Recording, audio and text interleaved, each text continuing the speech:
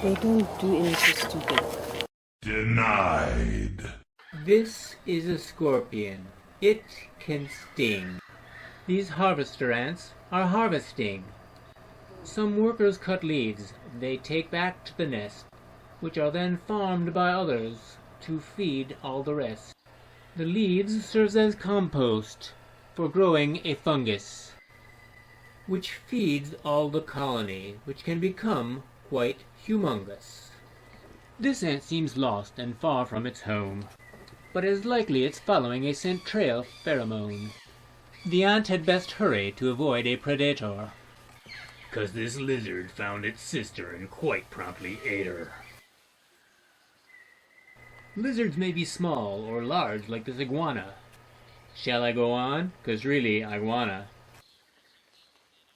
These reptiles eat eggs, veggies, insects, and the occasional snail, and they can regrow their end bit if something else eats their tail. I'm going to throw in some stills every once in a while, so take a moment to revel in these fine reptiles. Crocodilians like this spend time soaking up sun. They might not move for some hours. It sounds kind of fun. The nest building behavior of mom crocodile is essentially to make a large compost pile.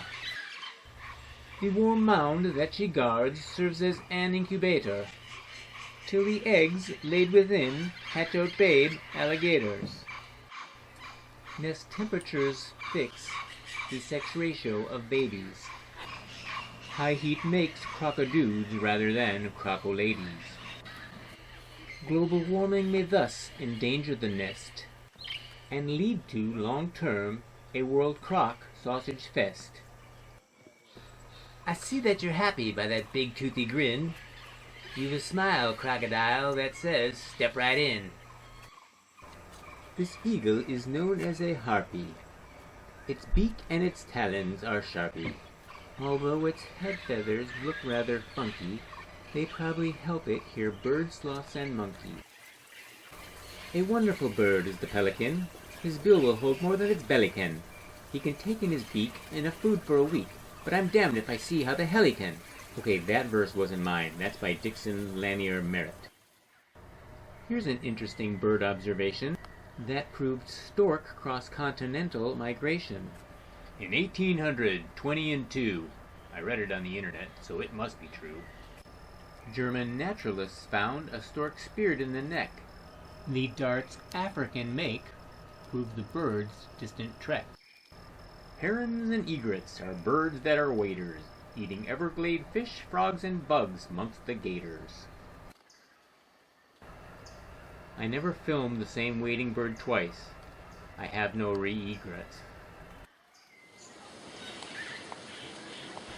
A bird near the Rio Mopan, whose nose was the length of a span, was asked, "What you thinking 'bout your bill that is sinking? Are you a toucant or toucan?"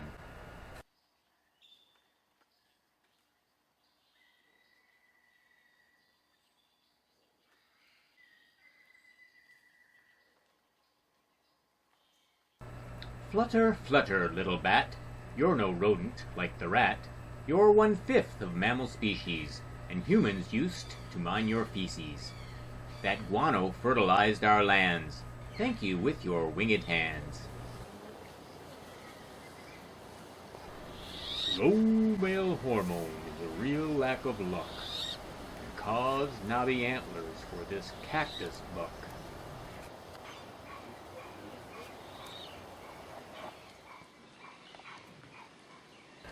This gibnut or agouti is kind of a cutie, for a rodent whose meat is prized by some foodies. Though it may appear that our pal the tapir, with its snout meaty rear and porcine-type ear, looks a bit like a pig or as elephantine, its hooves proves its more odd-toed ungulate line, and though less related to the bovine or sow, in Belize it is known by the name mountain cow.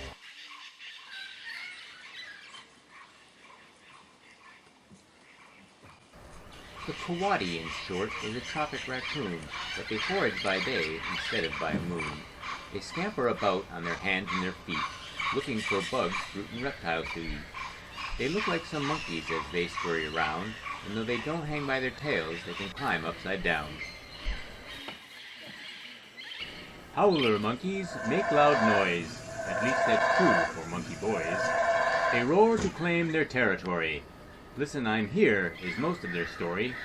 They roar at the start and the end of the day. Their calls can be heard up to 3 miles away. They live in small groups of male mates and babes, and they'll back up their warning if you don't stay at bay. If you get too close, they'll throw fruit or sticks, or even their excrement, 'cause they're kind of dicks. Of course, maybe it's us who are the schlongs, invading the space where they've lived so long. Whatever. Next in the menagerie, the howler's close kin, the Spidermonkey. For safety in numbers it travels in troops, so it's less inclined to flinging its poops. Eating fruits, nuts, and flowers, and some bugs and eggs, they travel through trees using tail, arms, and legs. The lanky-limbed manner they weave through the trees is the spidery part of these playful monkeys. Only rarely, like here, will you see these primates down on the ground where they risk cats and snakes. If they sense any danger, quite quickly they flee back into the safety of the canopy.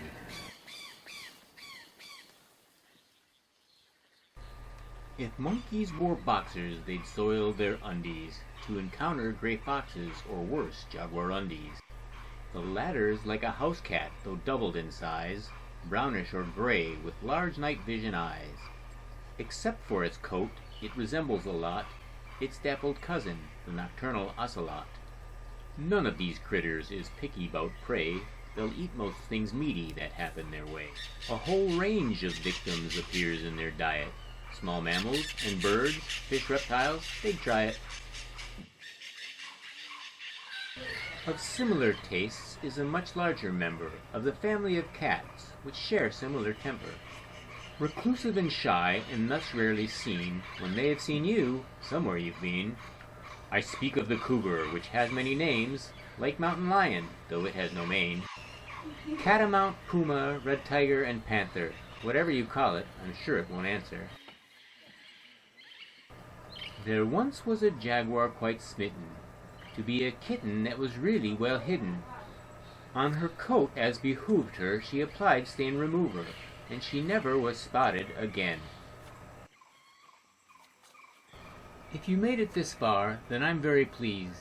If you like what you saw, go visit Belize. I'm sure you won't argue that I am not wrong. You're at least happy I didn't do this in song. If you've enjoyed this, I thank you a bunch. Do something for wildlife, like treat it to lunch.